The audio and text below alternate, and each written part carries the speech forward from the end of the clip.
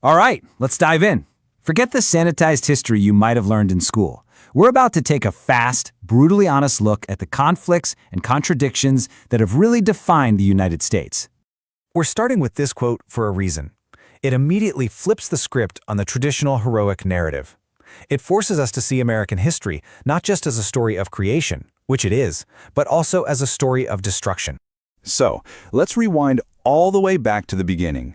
This first era is all about a massive, powerful tension, a nation being born from these incredible ideals of liberty, while at the very same time practicing the most brutal forms of oppression.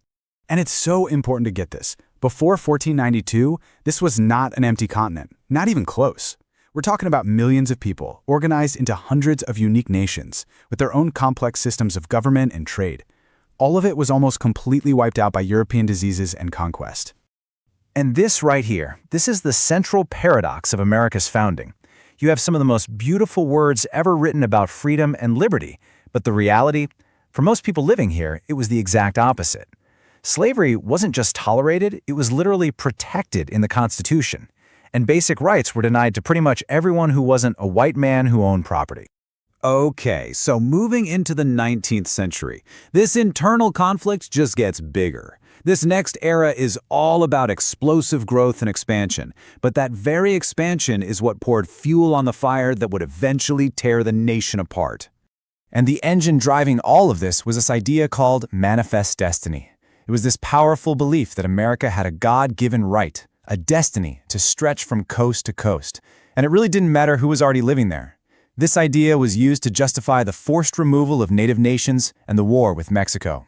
You can see on this timeline how every single step of expansion was like a ticking time bomb.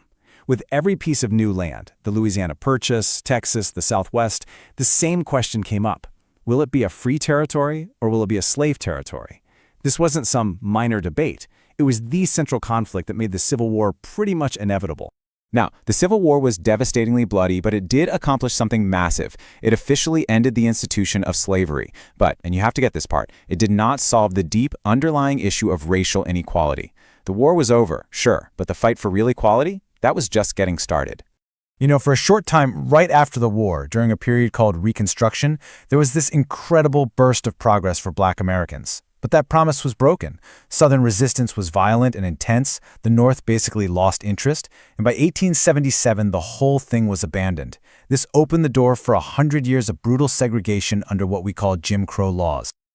So, while the country is wrestling with these huge internal problems, it's also, at the same time, transforming into a global giant. This next chapter is all about America's meteoric rise as an industrial and military powerhouse. And that power was built on a system of just shocking inequality. They call it the Gilded Age for a reason. You had guys like Rockefeller and Carnegie making unimaginable fortunes, but it was all built on the backs of immigrant workers who were paid almost nothing to work in incredibly dangerous conditions. And the whole process happened so fast. First, you build this massive industrial economy. Then you use that muscle to expand overseas, into places like the Philippines and Puerto Rico. Then you become the deciding factor in World War I and the arsenal of democracy in World War II. By 1945, with the atomic bomb, America's position as a superpower was completely locked in.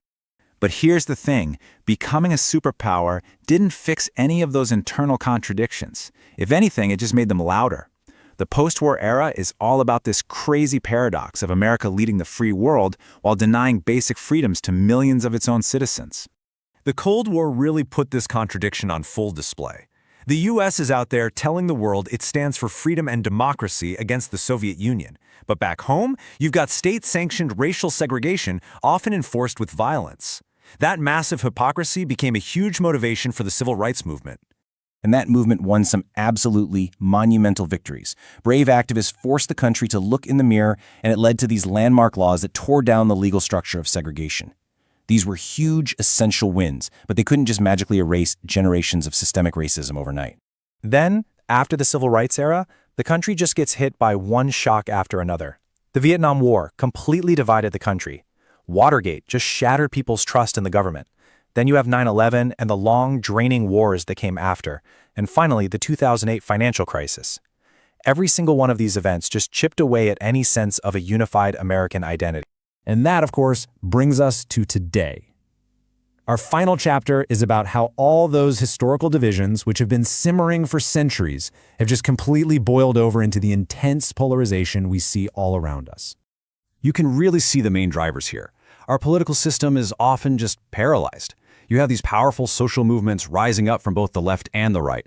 This all feeds into an intense polarization over everything: identity, the economy, immigration, and the COVID-19 pandemic. That was like pouring gasoline on an already raging fire.